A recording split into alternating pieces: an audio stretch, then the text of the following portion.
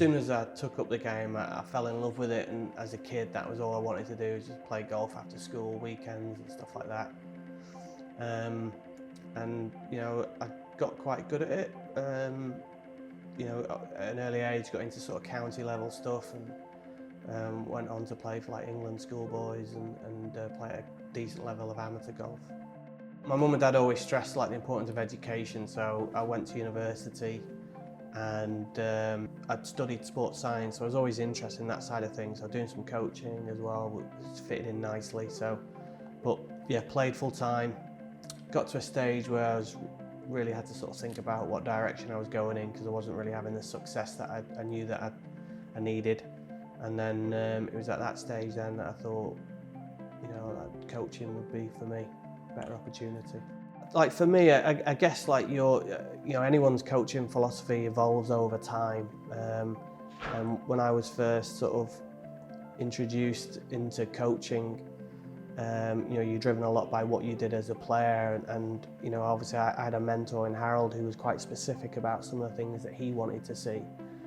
And then through experiences, through like knowledge, education, you start to develop like your own sort of way. And I'd say where I'm at the moment is really trying to help the individual. So I mean, players have different patterns, everyone comes with a different makeup, don't they? So trying to work with that individual and work out their strengths and weaknesses and try and formulate a plan relative to them.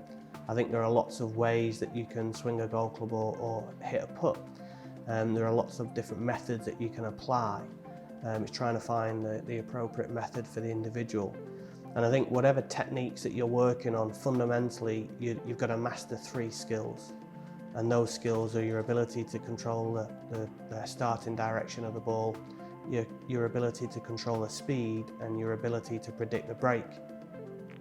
So if you can't master those 3 skills, you can't, I think you'd be limited in terms of your performance. So regardless of the technique that you may use, whichever style of green reading, whichever style of technique to start the ball on the line, you have to master those 3 skills. So it would be any player that I would work with, it would be around developing that skill set and then finding the appropriate techniques to help them develop that.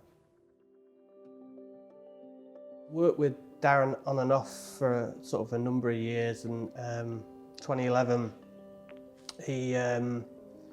I was working with him at the Open, and you know, obviously we've been working prior to that, but I was with him at the Open, and yeah, he went on to win, which was the first time I'd been involved with a major winner, which was a fantastic experience. But for me, it was something that was new, and it was great to see Darren, who obviously had a fantastic career, and I guess, you know, when you look back, that kind of, it's later on in his career that he was able to win a major, so that was fantastic to sort of see him really achieve a dream. So quite a memorable experience. The first time I actually met Henrik was at the Open at Royal Birkdale. So either that's 08 or 09, and Pete Cowan introduced Henrik to Harold and myself. And Henrik, I think, was struggling with his putting at the time and wanted an opinion, so Harold and I spent some time with him. And I think Henrik went on to finish 3rd that year, 2nd or 3rd. He had a good championship anyway, and as a consequence he followed up that work, and because I was attending a few events and Harold wasn't travelling as much, I had the opportunity to work with him, and I've worked with him ever since then on a fairly regular basis. So yeah, 2016 was great to obviously be involved at Troon when he won. Was certainly one of the most memorable experiences I have as a coach, sort of, because you know, he put it so well, didn't he, during that tournament, and to be there and see it at first hand, as well as how well he played and sort of the intensity of the work that we'd done from where he was in 2014. He was kind of struggling a little bit with his putting, to then see that level of performance was, yeah, brilliant.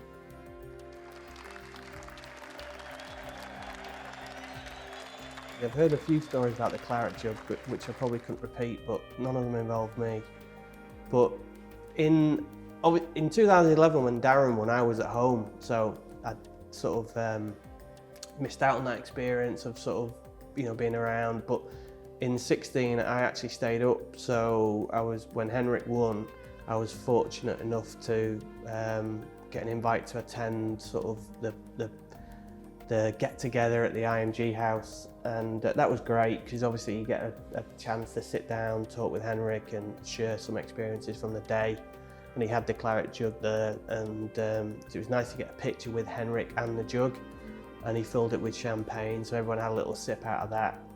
So just to be able to touch the trophy, look at the different names on it, and I feel sort of spine tingly now, even just kind of going back and looking at that memory. It's a great trophy, isn't it? And there's so many different memories associated with that trophy. I remember watching it as a kid.